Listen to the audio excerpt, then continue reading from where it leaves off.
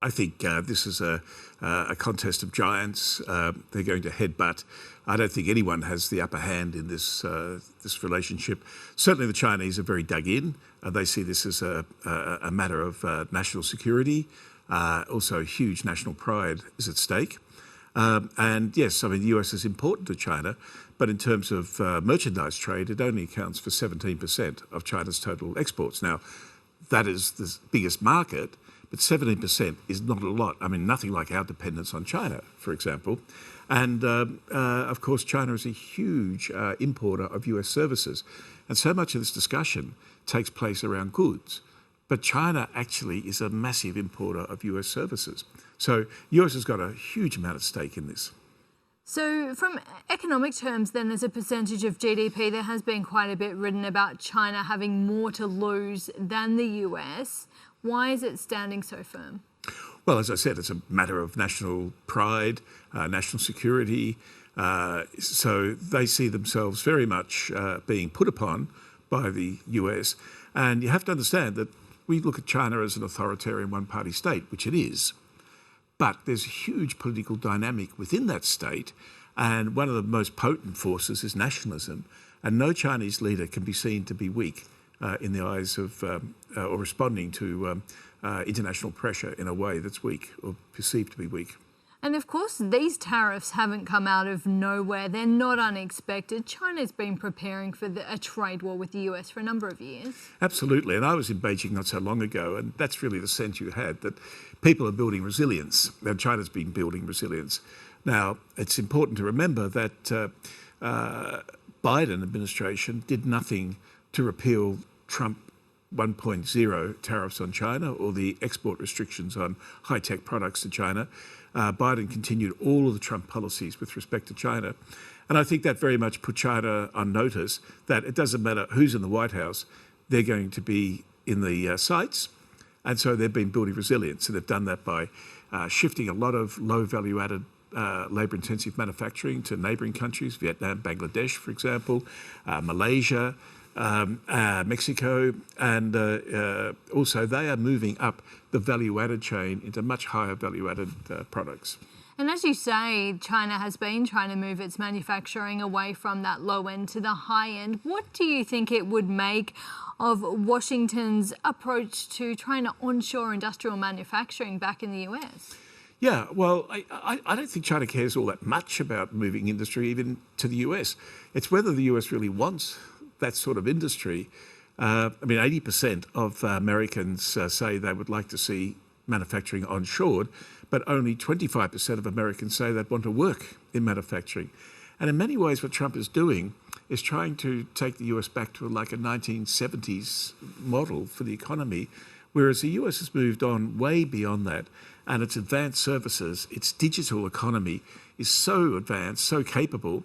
It's strange that he's wanting to impose all of these costs on the American economy in order to go back to something like the 1970s. And for companies like Apple and Boeing, Nike, Nvidia, there is a lot of money at stake, and the US heavy use of tariffs is upending those supply chains for those types of companies. And there's obviously China's retaliation. This could unwind years of US economic success. Oh, absolutely. Like Nvidia has just announced that $5.5 billion worth of chip exports from the US will not be going to China. And Apple is interesting because whilst they've been moving some assembly to India, what they're saying very clearly is that almost no country in the world can replicate China's capacity with skills and industrial organisation to actually do what is currently being done. So there aren't any short-term quick fixes to this for companies like Apple that depend on the Chinese supply chain. Well, last week there was a surge in US Treasury yields. We also saw the US dollar slump. That did raise the question that perhaps China was active in the market selling US dollars in particular. Do you think that China could use its huge US asset holdings as a weapon against the US? It could, but I don't think they'd be so silly. I mean, they stand to lose a lot in that process as well. If the Treasury bonds are sold off and discounted. I think there's a very important lesson from the Asia financial crisis of '98. China showed great discipline in not going into a competitive devaluation in those years. It wanted to uphold the integrity of the international financial system. And I think because China is so exposed, so integrated, up to its neck, if you like, that it's not going to cut its nose to spite its face. It will want to support the integrity and stability of the international financial system. Well, the Chinese President Xi Jinping has been touring the Asia-Pacific region, shoring up its partnerships. If you were in Cambodia, Malaysia or Vietnam, you'd know that you're in the middle of a big battle between the US and China at the moment. But they've known that all along. They have been. And the interesting thing about Southeast Asia and these Southeast Asian economies and countries is that they have been very careful not to make a choice, not to be pushed into making a choice between the US and China. Trump's actions actually force them much more into a position of having to choose where they don't wish to be. But I think they're all very adept at playing the bigger countries off against each other. So on that note, does Australia have to choose? Well, interestingly, Australia, in a sense, has chosen. With AUKUS, we have chosen. And I think that sets us apart from our near neighbours in Southeast Asia.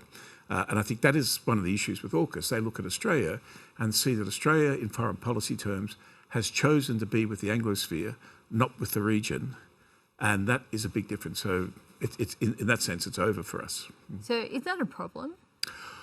Well, it means that our relations with the region will probably be less, will be further apart, will be less trusted than otherwise.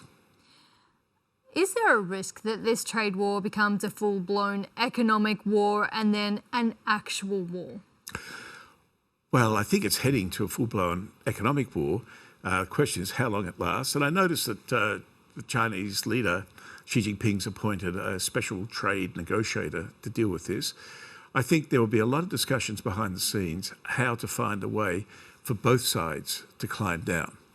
So I'm fairly confident we're not going to end up with a train smash, but frankly, we could see Chinese economic growth being cut by a couple of percentage points this year. I mean, they've had a very good first quarter, 5.4%, surprised all the markets on the upside.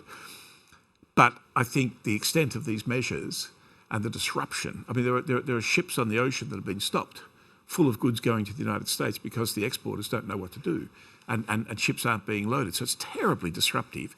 That has to have an impact on China's GDP. Anything that has an impact on China's GDP, of course, has an impact on us as well, very directly and immediately.